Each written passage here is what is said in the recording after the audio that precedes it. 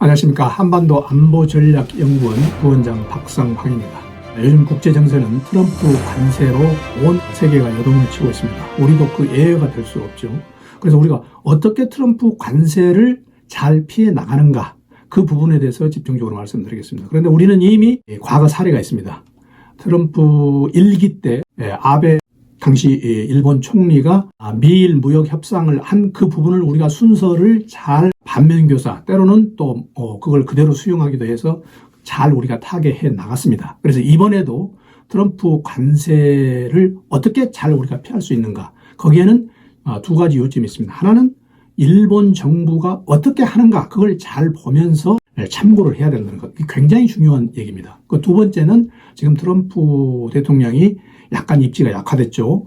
미국이 주식, 채권, 그리고 달러 가치가 전부 약세로 돌면서 금융시장이 혼란해서 트럼프가 입지가 약화됐기 때문에 상호 관세가 끝나는 7월 초까지 해서 우리가 어떻게 전략을 잘 세워서 이걸 극복하느냐, 이게 문제입니다. 그래서 오늘은 일본 정부가 지금 트럼프 관세를 어떻게 잘 대처를 하고 있느냐, 일본 정부의 그 입장, 그리고 지금 현재 전략, 그리고 앞으로 일본과 미국의 무역협상의 주요 관건, 여기에서 중점적으로 말씀을 드리겠습니다. 미국이 상호 관세를 4월 초에 발표를 했죠. 그 이후에 60개 내지 70개 나라에서 일제히 미국에 타협을 하자고 요청을 했습니다. 그런데 미국이 가장 먼저 협상국으로서 일본을 지목을 했습니다. 그런데 공교롭게 일본은 한국과 굉장히 유사한 점이 많습니다.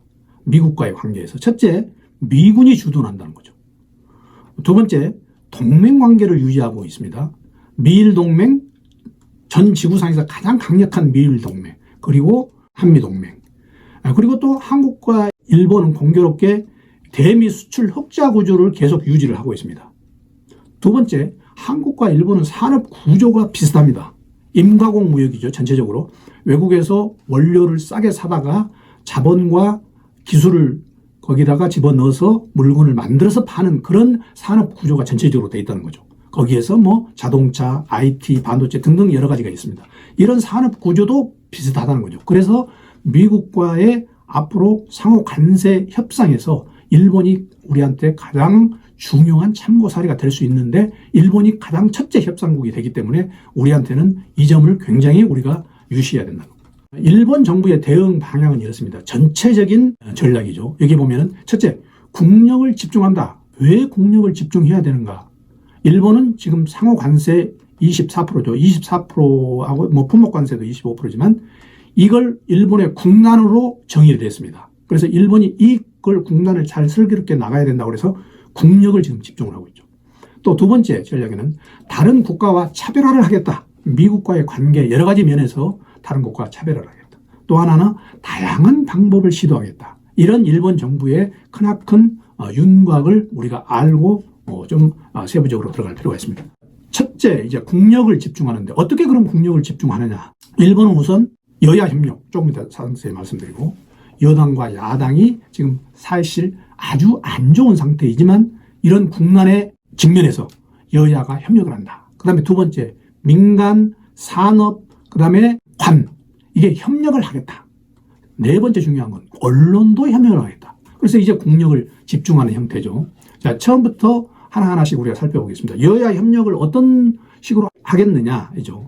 여야 협력에서는 첫 번째는 뭐냐면은 여당과 야당이 정치 공세를 당분간 자제를 하고 관세 문제에 공동으로 대처를 하겠다. 그 중에 하나가 뭐냐면은 지금 정치 공세의 첫 번째가 이시바 총리의 상품권 스캔들입니다. 상품권 스캔들이라는 거는 금년 2월에 이시바 총리가 자민당 초선 의원 15명한테 자기 돈으로 10만엔 상품권을 제공을 했습니다. 그런데 누구 돈이 상관없이 일본에서는 상품권을 주는 게 지금 일본의 정서에 맞지 않습니다. 왜 맞지 않느냐? 작년 중의원 선거 때 자민당이 패배한 이유가 뭐냐면은 정치자금법이었거든요. 정치자금. 자민당은 계속 파티권 이런 걸로 해가지고 모금을 해서 그 돈으로 정치자금을 사용한다. 그래서 국민들한테 지탄을 받아서 작년 중의원 때 대패를 했습니다. 그래서 올해 가장 화두가 뭐냐면은 일본의 정치자금법을 개정하는 건데, 이 와중에 이시바 총리가 자기 자민당 초선 의원한테 상품권을 준 거죠. 이거는 어떻게 보면 아주 시대를 못 읽는 그런 처사였죠. 그래서 이 상품권 스캔들이 지금 엄청나게 크게 지금 부각이 돼야 되는데 이걸 여야 간에 협력을 해서 자제를 하고 있다는 거죠. 왜? 관세 문제가 너무 크기 때문에 그걸 공동 대응해야 된다. 그래서 이시바 총리가 4월 4일에 초당파 협의를 긴급 제안하기도 했습니다. 그래서 이제 이시바는 이 상품권 스캔들을 약간 뒤로 하고 무슨 정상회담, 2월 달 초에 정상회담을 성공을 했죠. 정상회담에서 일본이 주장하는 대로 공동선언문을 그대로 작성을 했습니다. 여기에는 일본의 사전에 치밀한 계획과 로비가 있었던 거죠. 그래서 미국도 일본에 어느 정도 예우를 해주고 또 이와 같은 게 있었기 때문에 결국 일본은 전체적으로 이 국력이 결집이 되어가는 그런 형태죠. 가장 구체적인 형태로는 지금 내각의 종합대책본부를 설치를 했습니다. 그래서 모든 강요, 장관, 차관이 전부 종합대책본부의 일원으로 지금 활동을 하고 있습니다.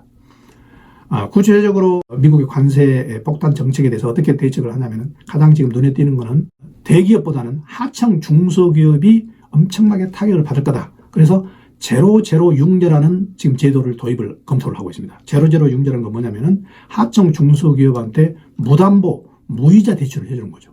그리고 이게 조금 더 강화되면 관세 폭탄 이게 강화되면 전 국민한테 현금을 지급하는 방안, 현금이 어느 정도 될지는 아직 정해지지 않았습니다만 이런 방안을 지금 구체적으로 검토해서 전 내각이 지금 일심동체가 돼서 이 국난을 해결하고자 지금 하고 있는 거죠. 일본의 전략을 타 국가들과 비교를 해보면 우리가 또 쉽게 알 수 있습니다. 영국 같은 경우는 지금 이러죠. 스타머 총리가 트럼프한테 당신은 초유의 영국 국빈 방문 초청자다. 그래서 스타머 총리가 찰스 3세 국왕의 국빈 방문 초청장을 트럼프 만나면서 바로 전달을 해주면서 이렇게 의전 외교를 하고 있죠. 자, 프랑스 마크롱은 어떤 얘기를 하고 있습니까? 트럼프를 만나면은 악수를 하고 또 어깨를 쓰다듬고 허벅지를 만지고 이런 쉽게 말하면은 스킨십 외교. 더군다나 프랑스가 자국어 사용하기로 유명하죠. 하지만 마크롱은 트럼프 만날 때 영어를 사용한다. 이 정도 배려를 한다는 거죠. 또 이제 여기에 차별을 해서 일본은 대신 절친 외교를 한다는 거죠. 절친 외교는 어떻게 보면 이해를 쉽게 하기 위해서는 아부의 외교로 이렇게 생각을 하셔도 됩니다. 그런데 사실 이번에 아카자와가 가가지고 너무 굽신 외교, 아부 외교를 했다고 해서 지금 약간 비난도 받고 있습니다만 전체적인 일관된 스토리는 이렇습니다. 또 하나 일본이 트럼프하고 좀 더 차별된 외교는 오사카 엑스포를 곧 하죠. 그런데 오사카 엑스포 때 트럼프를 동경에 초청을 해가지고 오사카 엑스포를 쉽게 말해서 분위기를 띄우면서 트럼프한테도 차별화를 시킨다. 미일 동맹을 과시한다. 여러 가지 있죠.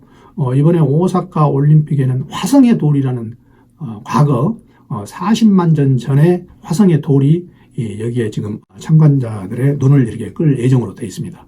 하여튼 이런 차별화 정책을 쓰고 있는데 그러면은 미일과 관세 협상이 어떻게 진행되는가? 지금 4월 16일부터 시작됐죠. 첫 협상국으로 지정돼서 그래서 미국에서는 스콧 베센트가 대표고 일본에서는 아카자와 료세이 경제재생 상이죠. 그러니까 경제재생 장관, 우리로 생각하는 장관이죠. 그런데 이 아카자와라는 사람은 이시바 총리의 측근 중에 측근입니다. 이시바 총리를 보통 평할 때 이시바 총리는 담배와 아카자와는 못 끊는다. 이런 말이 있을 정도로 측근이죠. 지금 7선 의원인데 이 사람이 지금 총 대표를 하고 있고 미국은 스콧 베센트인데 대표적인 지일파입니다. 예일대 정치학을 나왔는데 부전공을 일본어로 했죠. 그런데 어느 정도 일본을 이해하고 있느냐. 아베노믹스, 과거 아베노믹스 있죠. 아베노믹스가 뭡니까? 세계 화살로 상징이 되는데 하나가 뭐냐면 양적 완화죠. 모든 걸 많이 이렇게 한다. 그 다음에 재정 확대, 재정을 많이 늘려야 된다. 또 하나는 성장 전략. 이 아베 세계 화살과 비슷한 정책을 스콧 베센트가 내면서 333 계획이라는 게 있습니다. 333 계획은 뭐냐면은 2028년까지 경제 성장률을 3%로 올리고 그 다음에 미국의 에너지 생산을 하루에 300만 배럴로 증가를 시키고 또 하나는 국내 총생산 대비 적자를 앞으로 3% 비율로 낮추겠다. 이런 재무장관으로서 야심찬 계획을 하고 있습니다. 근데 이 사람이 주장하는 건 뭐냐면은 단순히 앞으로 동맹국은 그냥 과거의 동맹국이 아니고 공동경제, 공동방위를 조건으로 하는 게 실질적인 동맹국이다. 이걸 지금 주장을 하고 있습니다. 그래 베센트의 기본 입장은 미국이 그동안 자국 시장을 개방해서 자유주행의 무역 발전을 해서 너무 힘을 쏟았기 때문에 미국이 그 대가로 지금 막대한 적자를 감소를 하고 있다. 그동안에 미국은 뭐로 버텼냐? 군사력과 달러, 기축통화인 달러로 버텼다. 앞으로는 이런 일이 없을 거다.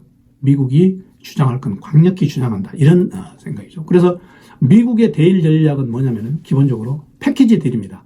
모든 걸 한꺼번에 놓고 협상 테이블에 전부 놓고 거기서 결론을 내겠다. 미국이 제일 일본한테 주장하고 있는 게 미국의 농산물 수입입니다. 그 다음에 자동차, 미국 자동차를 수입하는데 무역 장벽을 철폐해라. 두 번째는 알래스카 액화 천연가스, 우리한테도 해당됩니다만 LNG LNG를 일본에서 수입해라 뿐만 아니고 알래스카를 개발해라. 우리하고 똑같은 조건이니까 일본의 대미 협상을 우리가 굉장히 주시해 봐야 되죠. 또 하나는 환율 문제입니다. 엔화 대비 강달러 가치 문제. 이거는 이제 다음 유튜브에서 좀 더 상세히 말씀을 드리겠습니다. 또 하나는 GL 미군 분담금. 이것도 한국과 똑같은 거죠. 그래서 우리가 일본을 주시해야 된다는 거죠. 자, 일본의 그럼 전략은 뭐냐? 일본의 전략은 크게 이것입니다. 지연전술입니다. 일본은 옛날부터 협상이 오래갑니다. 우리 한일 수교회담 14년 걸렸죠. 지연전술입니다. 어떻게든지 협상을 오래 해서 일본의 실력을 취하는 것. 두 번째, 총력전술입니다. 종합대책본부를 모든 강요가 참가하는 거기서 만들어서 총력으로 이걸 대응을 한다. 두 번째는 다른 나라와 다르게 무보복 전술입니다. 보복 관세를 미국이 얼마를 때리든지 일본은 거기에 대해서 똑같은 식으로 보복하지 않는다는 거죠. 일본의 차별화 전략입니다. 그래서 요 전략하에서 일본이 지금 전체적인 구도하에 움직이고 있습니다. 자, 두 번째 일본의 전략은 뭐냐면은 미국의 협상 전략 패키지 딜만은 사용한다. 왜?